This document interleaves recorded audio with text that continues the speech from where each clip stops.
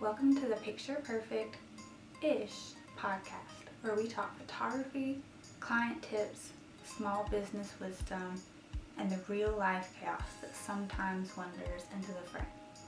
I'm Dallas, photographer, mom, and chaos coordinator. Each episode, I'm giving you bite-sized tips to make your photos, your sessions, and your sanity just a little bit more picture perfect-ish. Let's dive in. Welcome back to episode 2 of Picture Perfect-ish. So today we're going to talk about something that I struggle with a lot and I've been working really hard on. We're going to talk about what to wear for family photos. So buckle up. First, we're going to start with mom. Mom, this is your sign. This is your permission. You get to pick out what you want to wear first.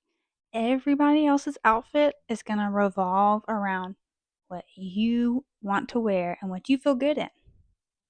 So find something that you really like, something that you feel good in, something that's flattering. Pick that, and then we're going to get started. Second, I want you to pick your color palette. You're going to pick a color palette by taking whatever you've picked, take that color, go to Pinterest. I love Pinterest. You're going to go to Pinterest and you're going to search that color and the words color palette. It's going to come up with all of these options and you're going to go through there and you're going to save the ones that you like. And that's what you're going to use to pick out what everybody else is going to wear. You're going to take the colors from your color palette that you choose and you're going to pick everybody else's clothes with those colors in mind.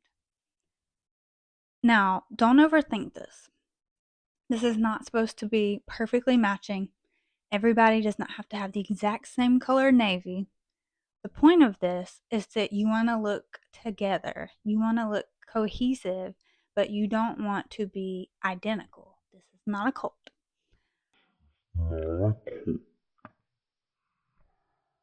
So, everybody should not be wearing the same color top and the same color bottoms. Make sure that you mix and match and make sure that you don't get too crazy with patterns. If somebody's going to wear a pattern, everybody does not need to wear a pattern. Make sure that some people are wearing neutrals that fit into your color palette. Neutrals in a color palette are not the same in other color palettes. So make sure you have some neutrals for your color palette and you have some accent colors. And you want to make sure it all kind of complements one another and they all look good together. They don't have to be the same color. It doesn't all have to be shades of green or shades of blue. You just need to make sure that they don't clash, that they complement.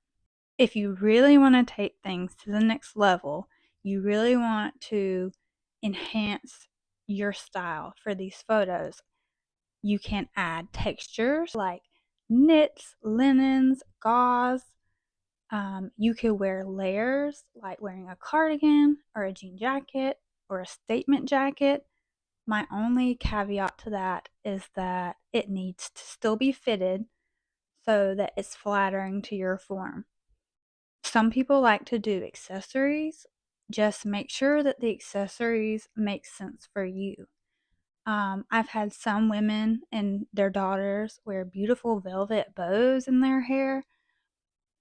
I've had other clients who their husbands worked in agriculture or with farm animals and they decided they wanted to wear their cowboy hat in some photos. I thought that was awesome.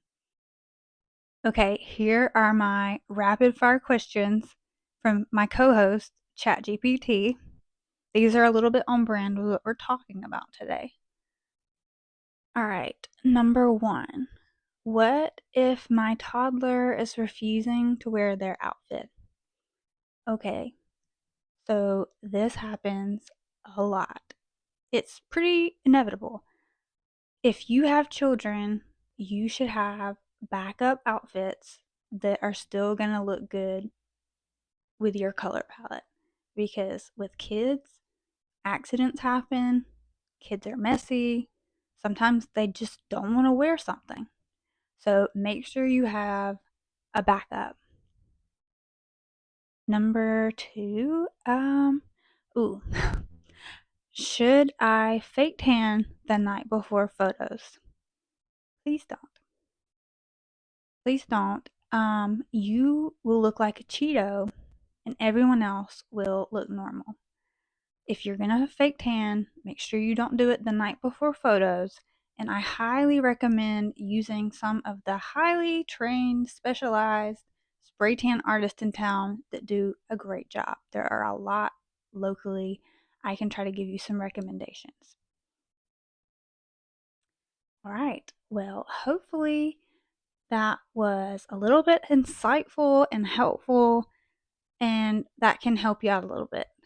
Uh, if not, if you need a little bit more hands-on, if you need a little bit more details, I have a Pinterest board where I have saved a couple ideas for lifestyle newborn and family photos. My Pinterest is at Dallas Junkin Photo.